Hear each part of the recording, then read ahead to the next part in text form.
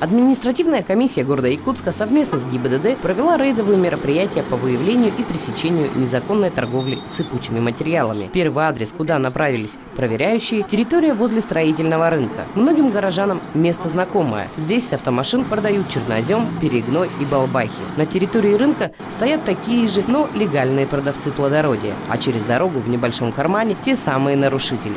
Продавцы, они же собственники автомашин и водители в одном лице, были приглашены в дежурную машину для составления протокола о возбуждении административного дела по статье 6.9 КоАП Республики Саха-Якутия, согласно которой размер штрафа достигает до 500 тысяч рублей. Торговлю ведут в основном жители Намского улуса.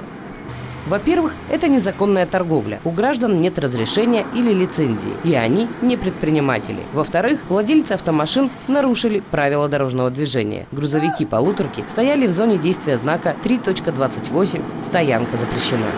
В городе есть официально разрешенное место для продажи с автомашин сыпучих материалов на улице Очиченко, возле бывшего автополигона «Патриот». Но, по мнению нелегальных продавцов, туда им перебазироваться смысла нет. Горожане не поедут в такую даль.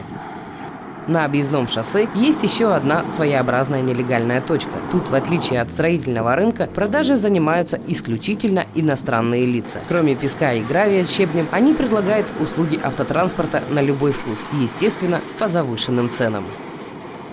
Привлечь, как выяснилось, их не так просто. Предприимчивые водители не находятся в машинах. Тихо, мирно отдыхают в тени от палящего солнца. Доказать, что кто-то из них водитель автотранспорта, практически невозможно. Проверяющим удалось составить протокол лишь на тех, кого смогли зафиксировать в кабине автомобиля.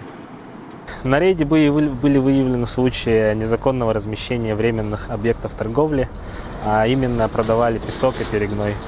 На всех них составлен протокол административных правонарушений, и они все приглашены на ближайшее плановое заседание административной комиссии. Всех лиц, на которых сегодня был составлен протокол административных правонарушений, мы их всех пригласили на собрание, которое состоится в ближайшее время, где мы будем выслушивать их мнение обо всем этом.